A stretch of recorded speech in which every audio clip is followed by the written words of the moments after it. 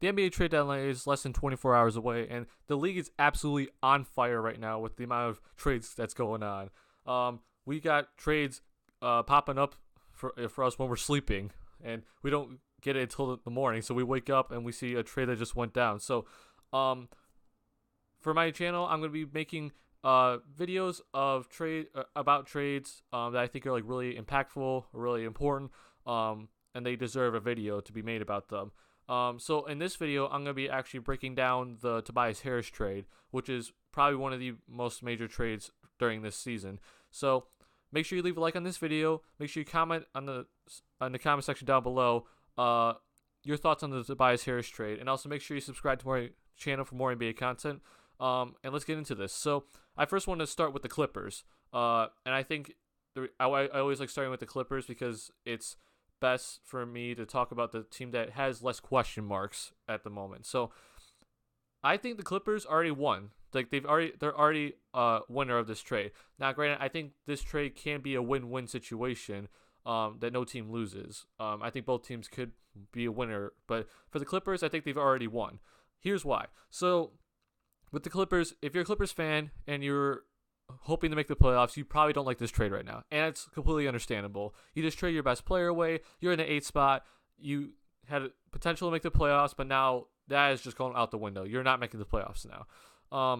So it kind of sucks, and I mean, I completely understand. Now, here's the thing, though. If you're for the Clippers, by trading Tobias Harris, they have now done they have now done something that they can either they put themselves into the position to either go for the home run this offseason, or if they strike out, they are also perfect for the future. So I first want to hit on the Clippers pick this season. The Clippers pick right now is lottery protected, and it's the Boston Celtics have control over it. So if the Clippers made the playoffs, they would lose their pick. It goes to the Celtics. However, if the Clippers don't make the playoffs, which I think they should kind of tank the rest of the season, they get their pick. So now they get young prospect coming in. I don't know where it's gonna land, maybe 10th, hopefully around there for the Clippers. But you now get a young player coming in to pair with Shai Gilgeous-Alexander, Jerome Robinson, those guys. So that's already helping you for your future. Now, this offseason, because you traded Tobias Harris, now you have the cap space to go sign 2 max free agents. And this is where I'm talking about like the home run. The Clippers can go for the home run this offseason, and we already know that they're going after Kawhi Leonard this offseason. So if you can go get Kawhi Leonard, and then you can go get another star to pair alongside him, and guess what? You're all of a sudden, you're right there in the Western Conference. You just got to put the right pieces around. Now, let's say in the offseason, though, they strike out. Kawhi decides to stay in Toronto. They don't get any other star like Kyrie, Jimmy Butler. They don't get another star to come. Now you have so much flexibility, though, for the Clippers. You can probably trade Lou Williams to a contender very quickly because he's an automatic scorer. And then you have all this cap space, and you have so much flexibility. And hopefully now you can go get more assets like draft picks to build up your young core, and hopefully then you can start contending in like the next few years with your young core that you have. So the main thing, though, for the Clippers is the fact that they also got that 2021 Miami unprotected first-round pick. And we don't know where Miami's going to be at this point. They're clearly not going to be a contender. Like, that's just given. They're not going to be a contender at that point. So that pick's going to be pretty good. The worst it could be is probably like a mid first-round pick. But in all honesty, I think Miami is probably going to be one of the worst teams come 2021. And Clippers can really cash in on that. Either trade that pick and get a star, because now they have the cap space and the ability to, with their young assets, to go get a star, or they can just wait and just use it to build up your younger core. So I understand, though, if you're a Clippers fan, it's saying like, man, why we do this? We just traded our best player. We were trying to make the playoffs, but the thing is, if you made the playoffs, where are you going after that? You're probably not getting another star to come over. Very like Kawhi Leonard, if you make the playoffs this season. Even though Tobias Harris is a borderline all-star, you got good players like Montrezl Harrell, Patrick Beverley, and Lou Williams there. Danilo Gallinari's having a great season, but in all honesty, you probably weren't going to get Kawhi Leonard. And even if you did, think about it. Are you going to contend with the Warriors? Are you going to contend with the Thunder? The Lakers are, they could easily get one of those star free agents, which that's for another video. But are you going to contend with Portland? Are you going to contend with the Nuggets? You really aren't going to contend with any of those top tier Western Conference teams, even if you get Kawhi Leonard. So by doing this, though, you can get 2 superstar free agents this offseason, like aka Durant and Kawhi, or Durant and Kyrie, or Kawhi and Kyrie. And you're all of a sudden at the top of the Western Conference. But if you strike out, you're fine. This is not going to ruin your future. You have now Shai Gilgeous-Alexander, who you could also use as a trade for a star, but most importantly, you have that security of a bright future with Shai, Jerome Robinson, picks. Hopefully you get your pick, and the 2021 Miami pick, and so that's a great foundation already. So I think overall, like, no matter what happens for the Clippers, especially this upcoming offseason, they already won this trade. They're already a winner of this trade. Because either way, whatever happens to the Clippers, I think it's just a win-win situation for them. And again, if you're a Clippers fan, you feel like we want to make the playoffs. I get it sucks, but you have to think about where would you go even if you made the playoffs. You really weren't going anywhere.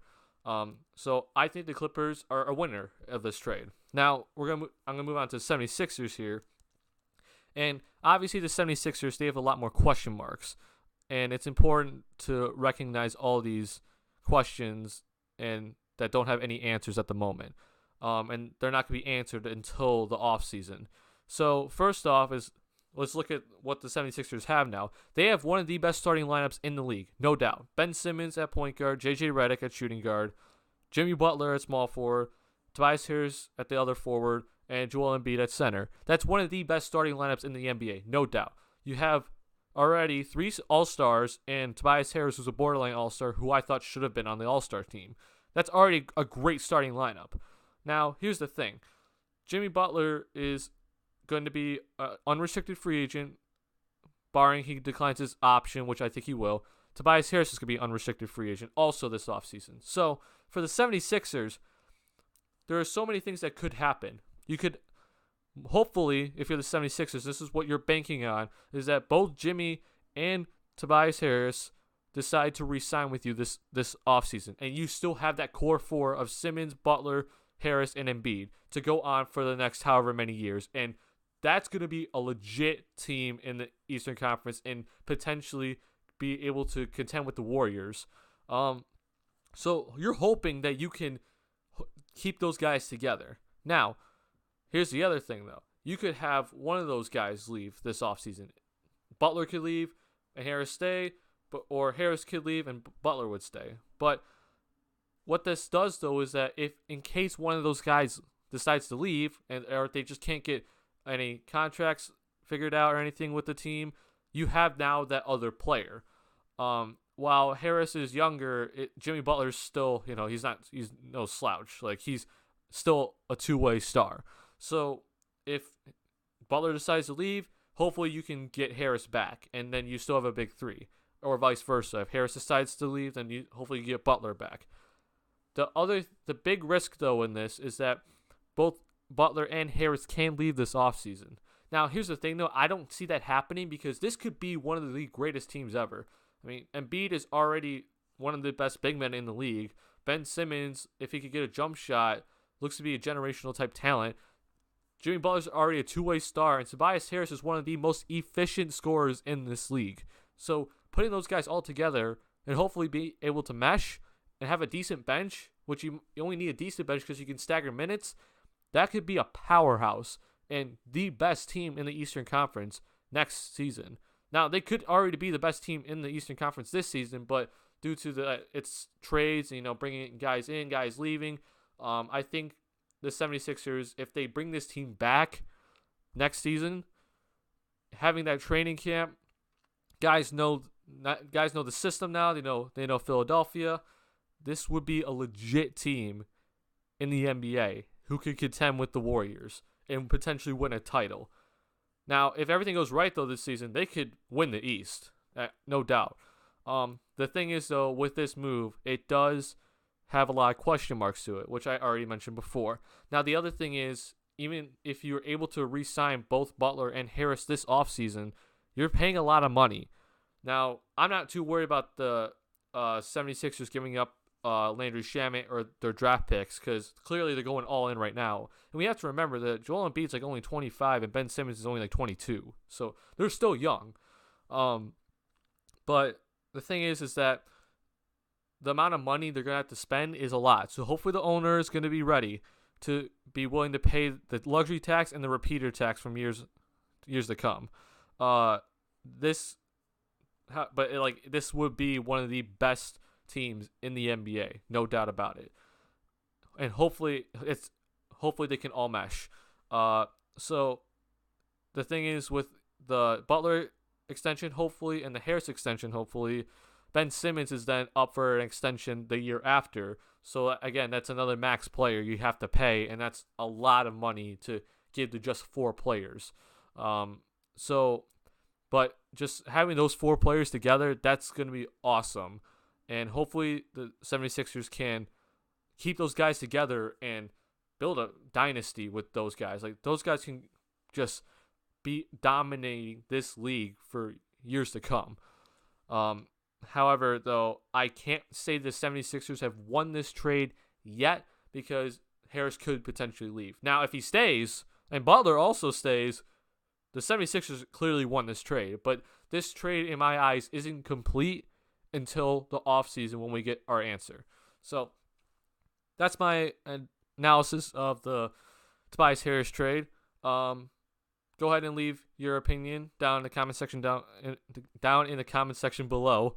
And like always, make sure you leave a like on this video. Subscribe to my channel for more NBA content. Also follow me on Twitter at Duncan_White14. Alright, got more videos to make. Lots more trades going down. I'll see you in the next video. This is Duncan White, signing off for now.